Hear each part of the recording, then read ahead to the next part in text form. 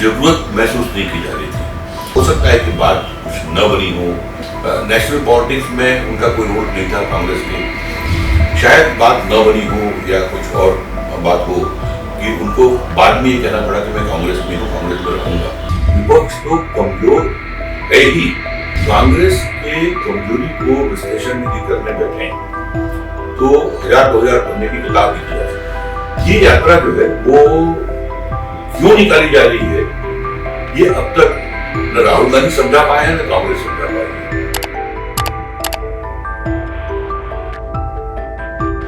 मुझे लगता है कि किसानों और सरकार के बीच में कहीं न कहीं एक विश्वास की कमी है।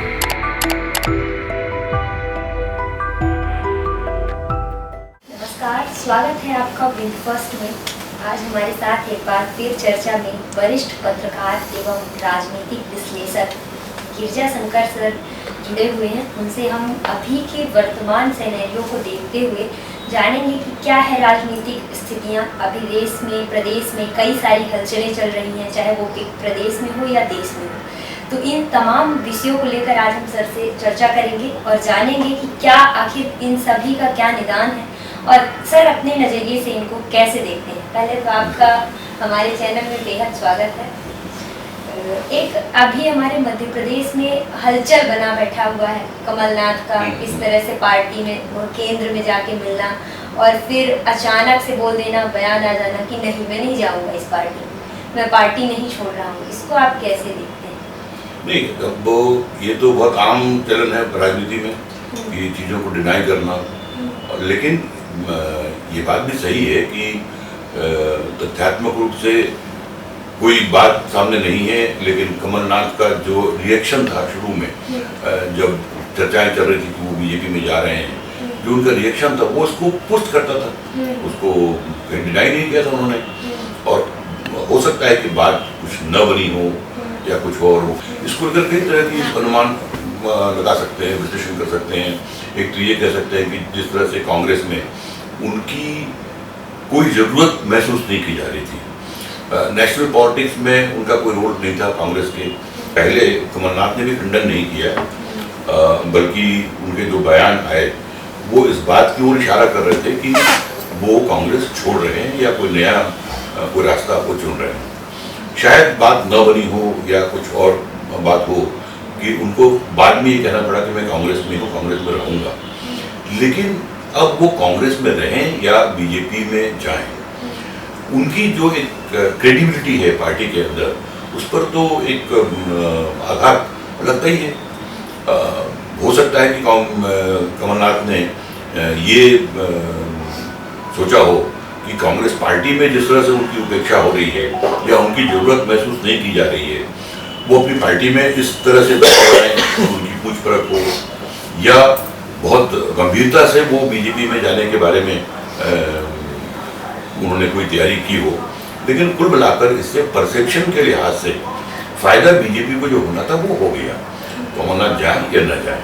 और कमलनाथ के कांग्रेस में रहने पर जो एक प्रश्न चिन्ह लगा था, वो प्रश्न चिन्ह उनके डिनाई करने से खत्म नहीं होगा। तो कुल मिलाकर मैं समझता हूँ कि इस राजनीतिक घटनाक्रम से कांग्रेस और कमलनाथ को तो कम से कम कोई फायदा नहीं हुआ। जैसे कि अभी फिर बाद में चर्चाएं आई कि उनके बहू और बेटे जा रहे हैं, वो नहीं जा रहे हैं, तो बहू बेटे का क्या, कि वो जा रहे हैं पार्टी में?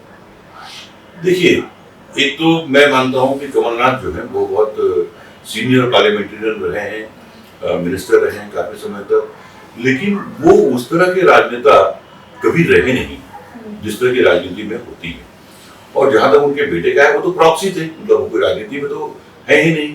तो इसलिए ये संभावना है ज्यादा मुझे दिखती है कि उनके बेटे जो हैं अपना कोई ज्यादा आगे भविष्य कांग्रेस में न देखते हुए, जैसे और बहुत सारे युवा नेता कांग्रेस की बीजेपी में गए, तो वो शायद हो सकता है कि उनके जाने में कोई गंभीरता हो और उसकी संभावना अभी भी बनी हुई हो, तो कोई आश्चर्य नहीं है। जिस तरह से विपक्ष को एक तरह से कमजोर कहे या तो ये कहें कि टक्कर में ही नहीं आ रही है। अभी विधानसभा चुनाव में ही हम देखते हैं कि मध्य प्रदेश में क्या स्थिति हुई, छत्तीसगढ़, राजस्थान, हर जगह पे।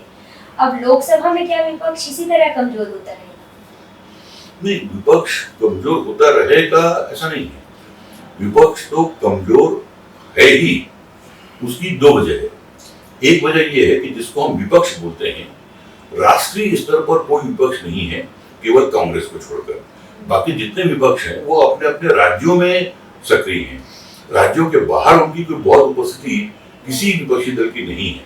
जब राष्ट्रीय स्तर पर विपक्ष की बात करते हैं तो इन दलों का कोई बहुत मायने रहता नहीं है अपने राज्य के बाहर।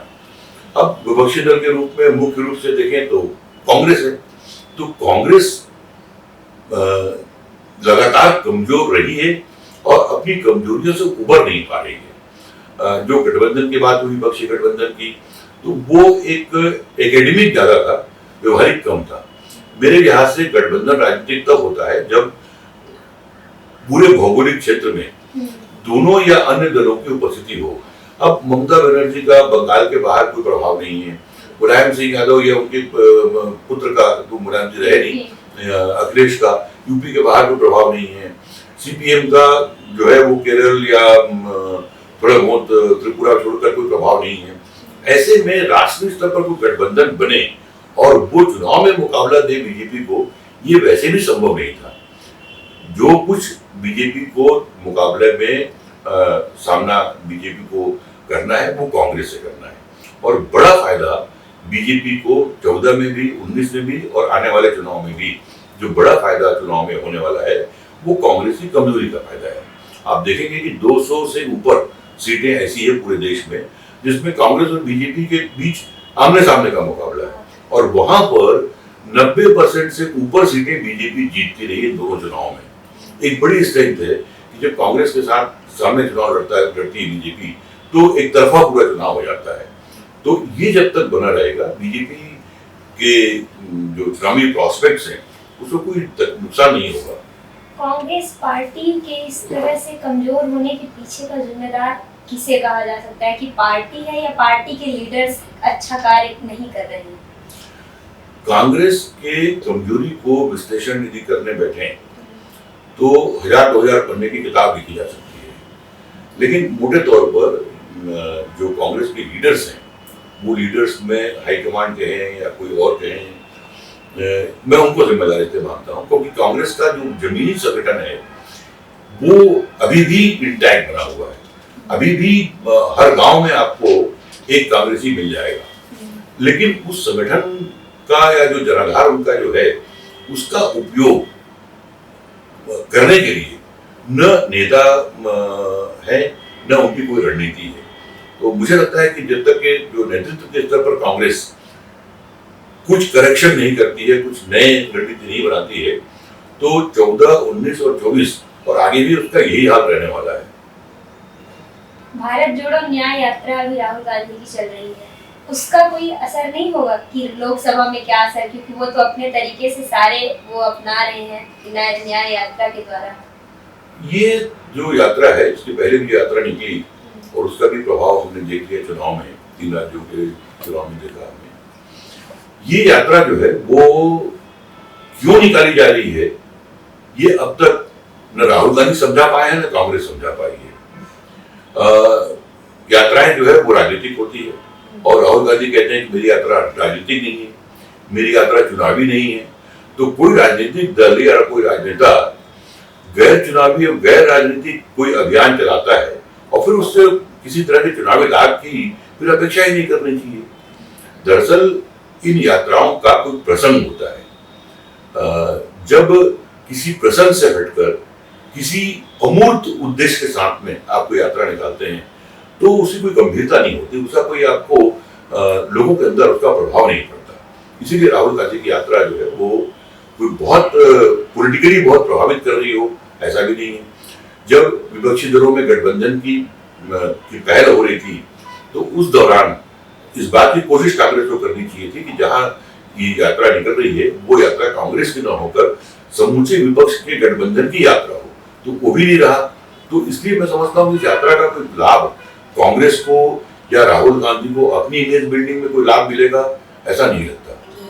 इलेक्टोरल बॉन्ड को रद्द कर दिया गया, इससे क्या पार्टियों को नुकसान होगा, कि क्या इफेक्ट पड़ेगा इस बार के लोकसभा चुनाव में? जैसे कि रिपोर्ट में आते हैं, एडीआर निकाला है अपना डाटा, कि बीजेपी को सबसे ज्यादा इससे फंड मिला है, चंदा एक तरह से। देखिए, इलेक्टोरल बॉन्ड का मामला हो या जब इलेक्टोरल बॉन्ड नहीं थे तब भी जो राजनीतिक चंदा है वो हमेशा सत्ताधारी दल को मिलता है। विपक्ष के लोगों को उतना शेयर नहीं मिलता, वो चाहे इलेक्ट्रिक बॉन्ड के माध्यम से हो या किसी और माध्यम से हो। लेकिन इलेक्शन बॉन्ड को जो सुप्रीम कोर्ट ने गलत करार दिया है वो बहुत बहुत महत्वपूर्ण फैसला है। इस नाते कि इलेक्टोरल बॉन्ड या राजनीतिक चंदे की कोई दिक्कत नहीं थी, दरअसल उसके गोपनीयता का सवाल था। यदि कोई पॉलिटिकल पार्टी चंदा ले रही है, चाहे इलेक्शन बॉन्ड से ले या किसी और रूप में ले, और यदि वो मतदाताओं को ये नहीं मालूम हो कि किसने कितना चंदा दिया, तो दरअसल इस गोपनीयता को आधार बनाया है सुप्रीम कोर्ट ने, और बहुत सही आधार बनाया है। एक तरफ आप चुनाव में मतदाता को हर तरह की जानकारी देने की व्यवस्था कर रहे हैं। हर कैंडिडेट को, चाहे वो विधानसभा लड़े चाहे लोकसभा लड़े, उसको अपनी संपत्ति का, अपने ऊपर चलने वाले मुकदमों का, अपनी तमाम चीजों की का ब्यौरा देना अनिवार्य किया गया है। और ऐसे दौर में यदि कोई पॉलिटिकल पार्टी, कोई ऐसा भी कानून जिसमें पॉलिटिकल पार्टी के मिलने वाले चंदों को गोपनीय रखने की बात हो, तो जाहिर है कि वो बहुत सही नहीं है। तो सुप्रीम कोर्ट का फैसला बहुत सही समय पर सही ढंग से आया है, और इसीलिए आप देखेंगे कि पॉलिटिकल पार्टीज भी इस फैसले का कोई बहुत विरोध कर नहीं पा रही हैं।